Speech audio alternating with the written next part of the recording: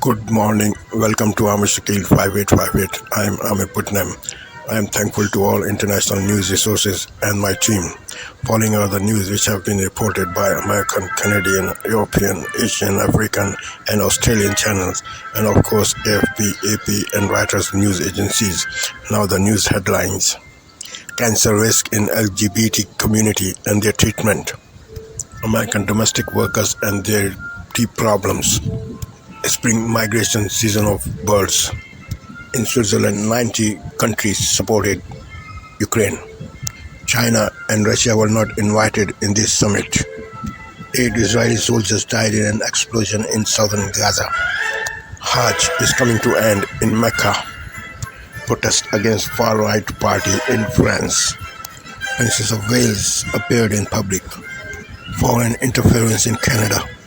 Water crisis in Calgary continues. Stanley Cup final.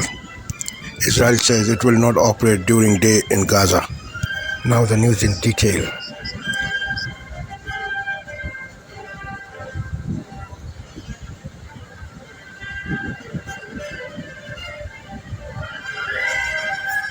Kamala Harris is representing the United States. She announced a $1.5 billion aid package aimed at Ukraine's hard-hit energy sector. Meeting with Harris, Ukrainian President Volodymyr Zelensky looked forward to a post-war Ukraine.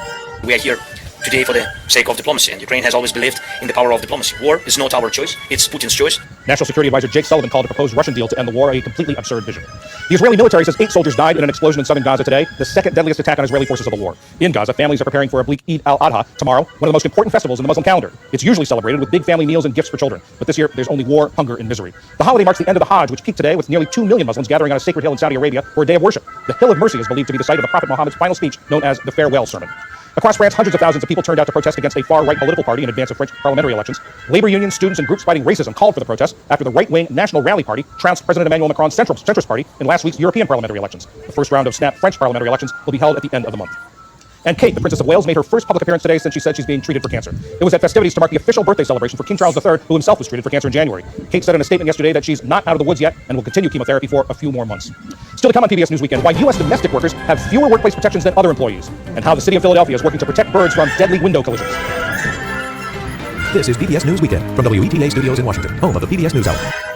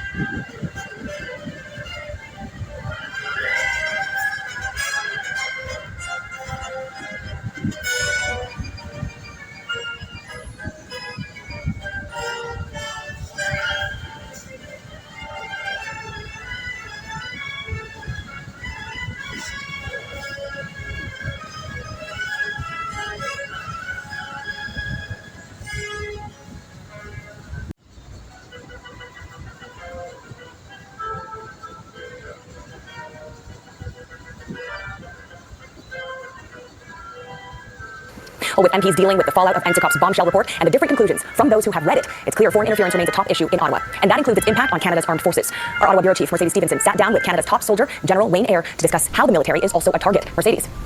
Tracy, General Wayne Eyre has been tasked with seeing the Canadian Armed Forces through some of the most challenging times in the institution's history. Appointed during the sexual misconduct crisis, Eyre has on the West Block, right here on Global.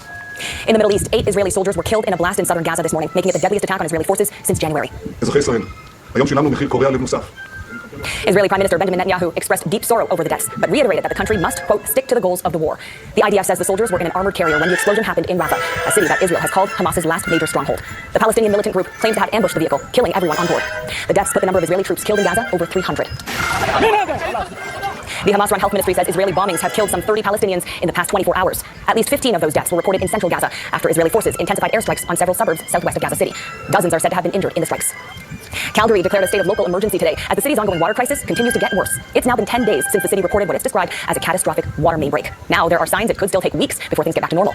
Adam McVicker has the latest on this ongoing emergency from Calgary. Adam. Well, this is the site of the original feeder main break, and Calgarians have left to give. Tracy? Adam McVicker in Calgary for us, thank you. The city of Toronto is opening its pools today a little earlier than usual. It's in anticipation of much hotter than normal weather in the coming days. Forecasters are calling for a long, intense, and dangerous heat wave to blanket much of the region beginning on Sunday. It was a completely different picture on Canada's west coast, at least today. This is White Rock, BC, earlier this morning, as intense hail made mid-June look more like mid-February. The intense but short-lived storm causing some localized flooding in the normally idyllic seaside community. Beating the heat at the Hajj. Scorching temperatures in Saudi Arabia as massive crowds gather for the annual pilgrimage. Plus, Princess Kate steps back into the spotlight. More news in a moment.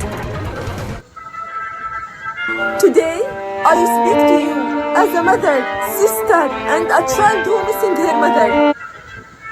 Kate steps back into the spotlight. More news in a moment. An incredible sight as throngs of people, pilgrims, gathered at a sacred hill outside Mecca in Saudi Arabia. Amid the sweltering heat, Muslims trekked around what's known as the Hill of Mercy to ask God for forgiveness, prosperity, and good health. The ritual is part of the 5-day Hajj pilgrimage, one of the largest religious gatherings in the world. There was a sigh of relief across the UK today as the Princess of Wales made her first public appearance in nearly 3 months. Kate Middleton continues to battle cancer away from the public eye, but today she stepped back into the spotlight. Here's Vanessa Wright. In her first public appearance in months, the Princess of Wales was all smiles, riding in a carriage with her children at Saturday's Trooping the Colours celebration. The roar of the crowd when she came out returns. Vanessa Wright, Global News, Toronto. A Swiss art museum is removing several masterpieces from display over concerns they may have been stolen by Nazis. 5 paintings at the museum in Zurich, including works by Monet, Van Gogh, and Gauguin, are being taken down after the foundation that provided them revealed it's trying to determine the rightful owners. Emil Borle was a German-born arms dealer who became wealthy during the Second World War. Some of his private collection has been linked to looting by the Nazis. Organizers of the Paris Olympics are defending plans to host competitions in the River Seine, despite troubling news about E. coli contamination. So no reasons to doubt. We are very confident as well that we'll swim in the Seine this summer. On Friday, E. coli levels in the Seine were found to be unsafe after a week of heavy rain. Storm sewers in Paris can flood sewer lines. To fix the problem, organizers spent $1.5 billion on a new reservoir system. Marathon and long-distance swimming events are scheduled to take place in the Seine, which had been too polluted to swim in for the past century. Ahead, the fight for safety and accountability for Canada's military women. Survivors of sexual assault in the military say there's a long way to go to make Canada's military a safe place for women to serve. On Wednesday, Ottawa's Veterans Affairs Committee released a scathing report on how women are treated by the Canadian Armed Forces and Veterans Affairs. Heidi Petracek reports. That's my trades training right there. I was top student. Joanne Franklin spent 30 years in the Royal Canadian Navy. Listening. Heidi Petracek, Global News, Hughley, Nova Scotia. Up next, gauging the mood of Oilers fans ahead of a critical Game 4.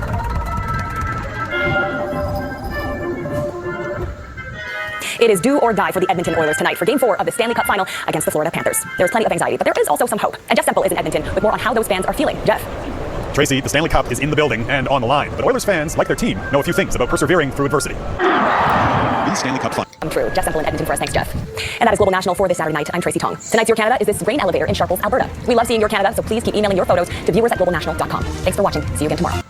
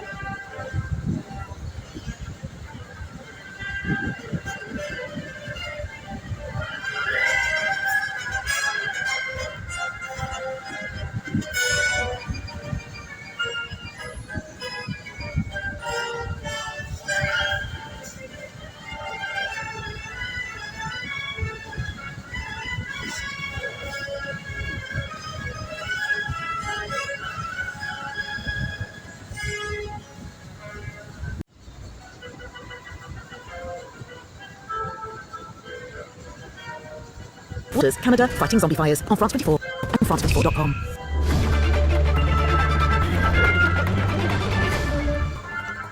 Hundreds of thousands march across France in protest against the far right ahead of snap elections to begin on the 30th of June. Anti-racism groups joined a brand new left-wing alliance as campaigning continues at a frantic pace.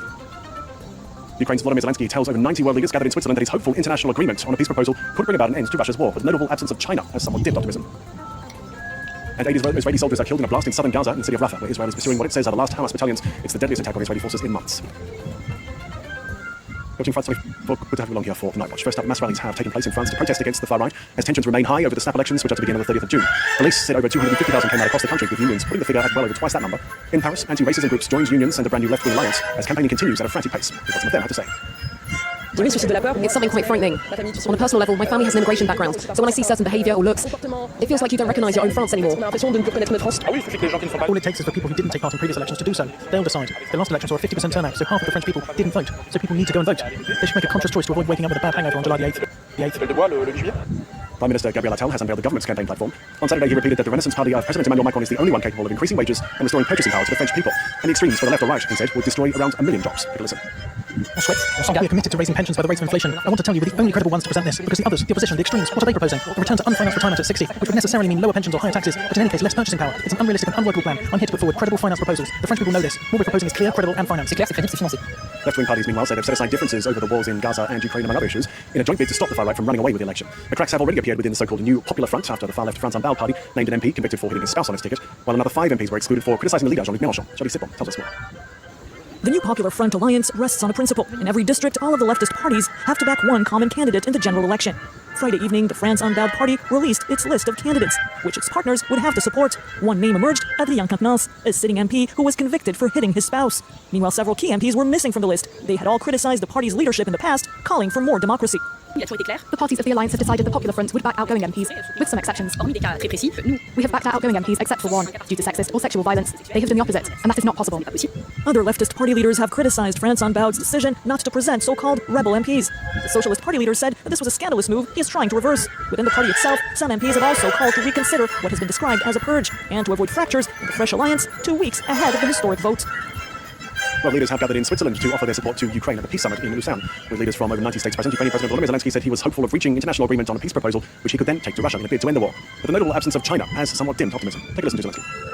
Ladies and gentlemen, today is the day when the world begins to bring a just peace closer. I thank everyone who has worked for this day, every leader, all the teams and advisors, all the states. 101 states and international organizations are now at the summit, and this is a tremendous success, our success, the common success of all those who believe that a united world, United Nations are stronger than any aggressor. Ina Shevchenko is a Ukrainian activist and leader of the international women's movement Femin. She told us the importance of bringing Ukraine's vision for peace to the world. The value of this summit, I think, is in the fact that Volodymyr Zelensky managed to bring together entire world, because the leaders from all world continents are there today around Ukraine, and what's very important, Ukraine's vision of potential peace and the end of this war. Because while Russia, since 2.5 years, right now is still capable of waging the biggest war of aggression on European soil, it's still very capable of doing it and very motivated, as we can see, to wage this war, this purely imperial war with occupation, with mass murder of civilians, with deportation, forced displacement of Ukrainian children. 8 Israeli soldiers have been killed in a blast in southern Gaza in the city of Rafah, where Israel's pursuing what it says are the last Hamas battalions. The Israel Defense Forces said the explosion took place early Saturday in the Tal al-Sultan area, where troops are engaged in street battles with Palestinian militants. Caitlin Kelly has the story. Artillery fire rattles the air on one of the most fatal days for Israeli forces in months. Hi, Amir. I'm your assistant, here to help you throughout your day. Despite the heavy and staggering cost, we must stick to the goals of the war, destroying the military and governmental capabilities of Hamas, returning all our hostages, making sure that Gaza will no longer pose a threat to Israel, and returning our residents safely to their homes, both in the north and in the south. Israeli officials claim significant achievements in Rafah in recent weeks, but in Tel Aviv, calls for a ceasefire grow louder. We stand here today to lead families besides families of hostages in a shared message.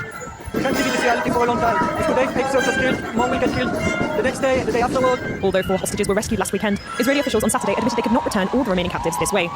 An operation that left over 250 Palestinian civilians dead and hundreds injured in Nusrat refugee camp. As fighting rages on in the densely populated south, the Gaza Health Ministry reported 30 Palestinian deaths on Saturday, adding to the over 37,000 death toll. As the war leaves more families bereaved on both sides. On Saturday, tens of thousands gathered in Tel Aviv in the latest weekly protests calling for a change in government to prevent further loss of Israeli lives and to demand a truce deal to bring home the remaining hostages still in Gaza. Last week, 4 hostages were freed in a daring Israeli raid in the central area of Nuseirat. One of them was among the protesters, as Iris Magla tells us from Jerusalem. One of the hostages who was released in that operation last week made a statement in English, actually, because he's not a fluent Hebrew speaker. He was the Russian national, and he called on everybody to come to the square. He called on the government to release the other hostages. The general consensus, I guess, is that, and I've heard this from left-wing politicians, centrist politicians, and right-wing politicians inside Israel, military people as well, is that a rescue operation such as we saw last week, which did free 4 hostages, is not going to free the remaining 120 hostages. Let's say 40 of them known to be killed, the remaining 80 hostages. Most of them are held under the ground; they're not above the ground, and none of the hostages rescued have been rescued from tunnels beneath the ground. So the general consensus is there is a need for a deal. There's also, I think, an exhaustion in the Israeli public, particularly if it's gearing up for a war on a second front in the north of Israel. There's a feeling that this has to be finished strategically, so that either everybody stops and refuels, or if there is to be a second war, it's a war on one front. And I think that's why you're seeing, well, we've seen crowds, of course, every week since this war began, but we see them there in larger and larger numbers and calling for a different tactic and a different strategy. An Iranian convicted in Sweden of war crimes has been released in a prisoner swap. Hamid Nouri was serving a life sentence for his role in mass executions in the Islamic Republic in 1988. He's now returned to Tehran. In exchange, Iran freed Johan Flodderus, a Swedish diplomat, and dual national Said Azizi. Prime Minister Ulf Kristersson confirms they had arrived back in Stockholm. I'm very happy and relieved to be able to confirm that Johan Flodderus and Said Azizi are back home in Sweden. At 9:20 tonight, the Swedish plane landed. They're free and they're on Swedish soil again. I spoke to them earlier today by satellite phone during the flight when they had just left Iran's airspace. Together with their families, we welcomed them home at Arlanda Airport. These 2 people have experienced hell on earth. Finally, they are reunited with their loved ones. Next up, Honduras is to build a new 20,000 capacity mega prison, part of a raft of measures announced by the government in its crackdown on gang violence and organized crime. The new prison, announced by President Xiomara Castro, mirrors a concept pioneered by neighboring El Salvador. A recent escalation in police raids has driven Honduras' prison population to 19,500 inmates in a system designed for 13,000. France 24's Central America's correspondent Andres Suarez has more details. In the face of the deep crisis of violence that Honduras has been experiencing for several years, President Xiomara Castro announced a solution plan against crime which includes immediate actions. Among these actions is the immediate creation of a mega prison, a detention center to house up to 20,000 prisoners in an unpopulated area of the country where the state is the owner of the land. This is clearly similar to the mega prison built by Nayib Bukele in El Salvador, which was inaugurated last year with a capacity of up to 60,000 people, despite a barrage of criticism from human rights organizations. In addition to the construction of the mega prison in Honduras, the president ordered that the security forces must immediately carry out interventions in all municipalities that have been identified as red zones, where criminal gangs such as Mara Salvatrucha 13 and Barrio 18 are presumed to be in charge, committing crimes related to contract killings, drug trafficking, extortion, kidnapping, arms trafficking, among others. These criminals will now be prosecuted as terrorists. This is the second time that the president of Honduras has brought an ambitious plan against criminal gangs. The first was a state of exception in 2022 that did not have the same success as in El Salvador. And finally, the Australian film Memoir of a Snail has taken the top prize at the Annecy International Animation Film Festival here in Southeastern France. The leading festival praised the dark humour of director Adam Elliott's stop-motion feature. It tells the story of a young Australian girl's love of snails as she deals with the difficulties of grief after the death of her paraplegic father and separation from her brother. That's why we leave it for the moment here on France 24, more news in 15 minutes. Stay with us.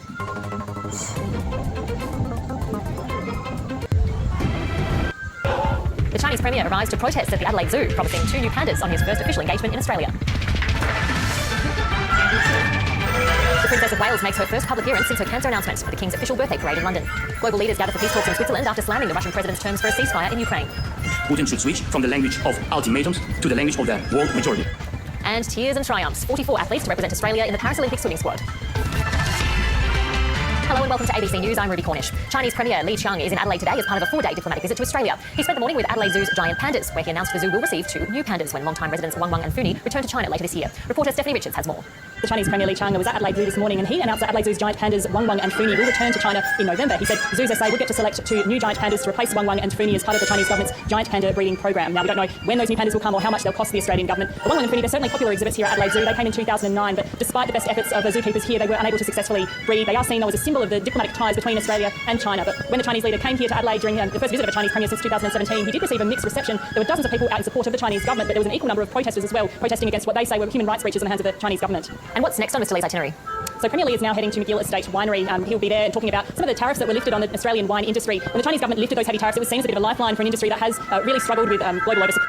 Dramatic implications. Our foreign affairs reporter Stephen Jedgetts joins us now from Canberra. Hi Stephen, so we saw some of those protests in Adelaide specifically calling out panda diplomacy and panda propaganda. What's that all about?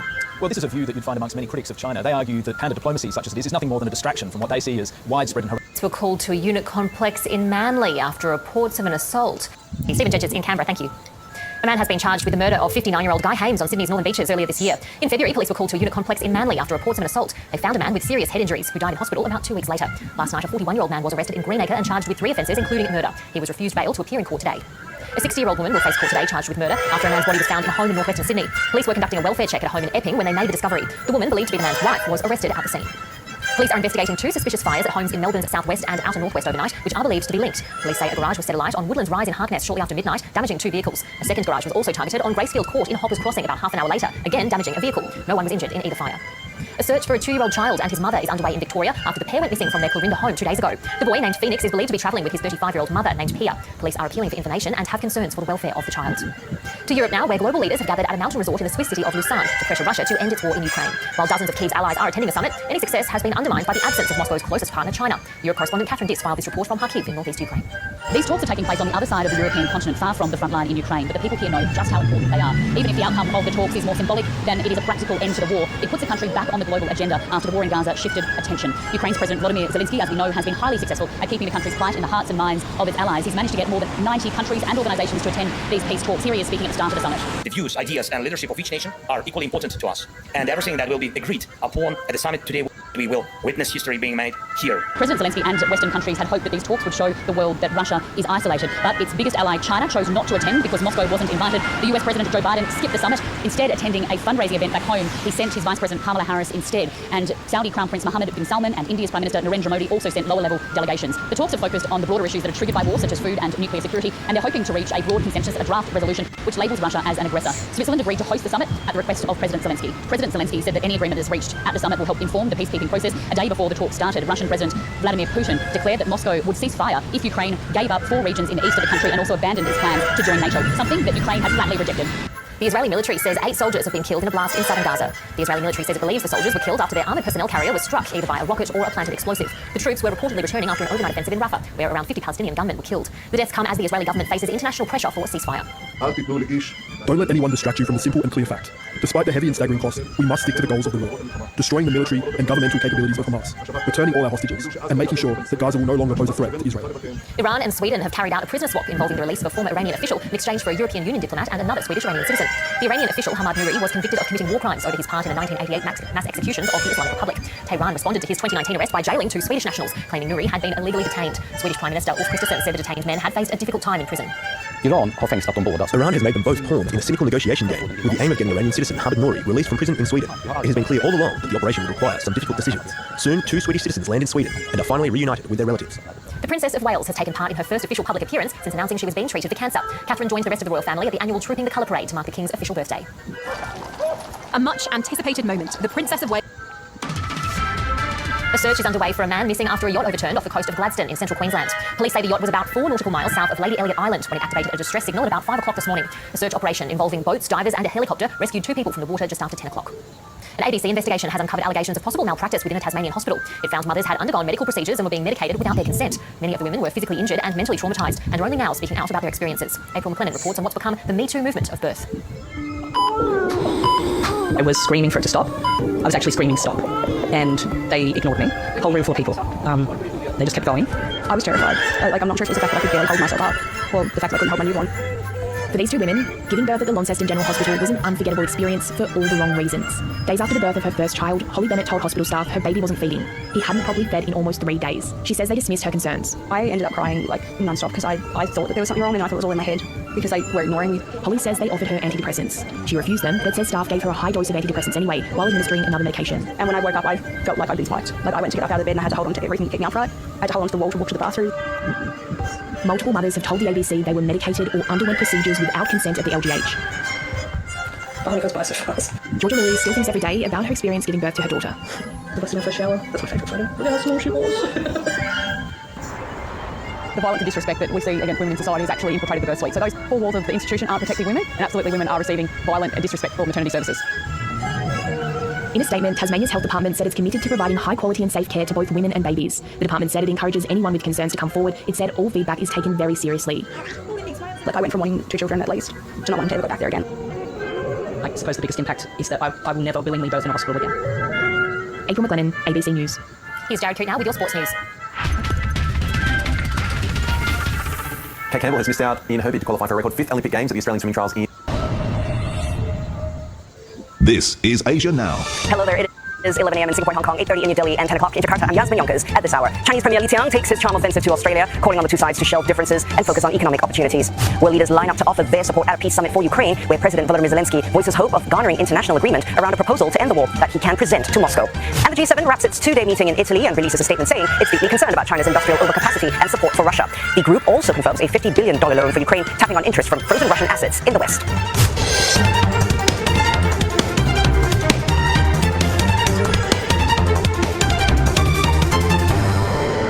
Australia's Foreign Minister Penny Wong says that Chinese Premier Li Qiang's visit to the country is an important show of stabilized ties between the two nations. Mr. Li is the highest-ranking official to visit Australia in 7 years, and the Chinese Premier's first stop was at the Adelaide Zoo, where he checked in on 2 giant pandas on loan from China. He says Beijing will provide a new pair of pandas after they return home later this year. And we have no doubt that significant responsibility and privilege that you're bestowing on us today will be yet another representation of the continually strengthened relationship between Australia and China. Mr. Li will next meet with wine exporters, whom until recently had been shut out of the Chinese market due to a diplomatic rift, and that dispute suspended $13 billion in Australian agriculture and mineral exports last year. Mr. Li will also stop by the iron ore-rich mining state of Western Australia, and he's set to hold talks with Prime Minister Anthony Albanese in Canberra on Monday. Well, Mr. Li arrived yesterday from New Zealand, where he highlighted Chinese demand for its agricultural products. China is the biggest trading partner of New Zealand and Australia, and both Canberra and Wellington are seeking to balance trade and security concerns with Beijing over its growing assertiveness in the Pacific region. On this visit, with both sides hoping for a satisfactory outcome. Yasmin. Much to achieve, indeed. Thank you very much. Roger Maynard speaking with us live from Sydney. Okay, ahead on Asia Now, world leaders offer their support at a peace summit for Ukraine, with key players such as China notably absent. Also later, Italy's Prime Minister, Giorgia Meloni, says the G7 is sending a clear signal to China over its industrial overcapacity.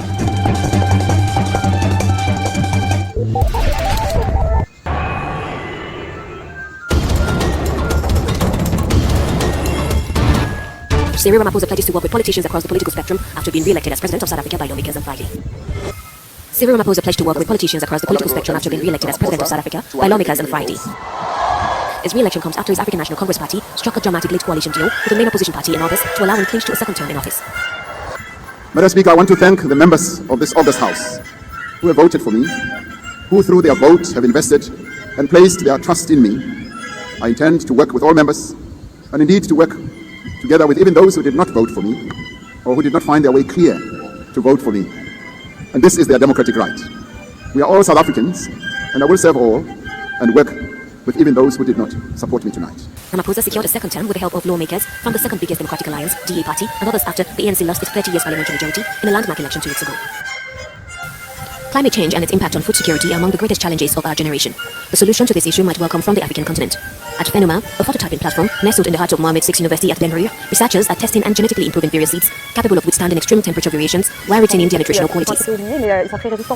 These are somewhat forgotten species, but very resistant to various stresses, especially climate change. They are also widely used in Africa as they're rich in nutrients. For farmers, they require minimal inputs and management, making them robust species. As such, they can address many issues related to climate change, drought, water stress, and salinity. Additionally, they are nutrient-rich, which can help tackle nutritional security. While most indoor phototyping platforms replicates real-world conditions, the Bengali site combines climatic conditions that might predict an increasingly near future. With 50 plus during the summer, 150 millimeters throughout the year or the cropping season is a future scenario of climate change. So what we develop here could fit other regions. This kind of platform can respond to many research needs and specific research needs, not only in Morocco, not only in Africa, but at the global level. Fenoma's simple yet ambitious goal, in collaboration with research institutes in the United States, Canada, and Asia, is to provide made-in-Africa solutions to global challenges. We aim to answer scientific questions, improve a crop, or create a resilient variety. The idea is from Africa to Africa and from Africa to the world. The combined impact of climate change, various conflicts, and the pandemic have hindered progress in reducing hunger in many countries. The number of undernourished people worldwide increased from 572 million to 735 million in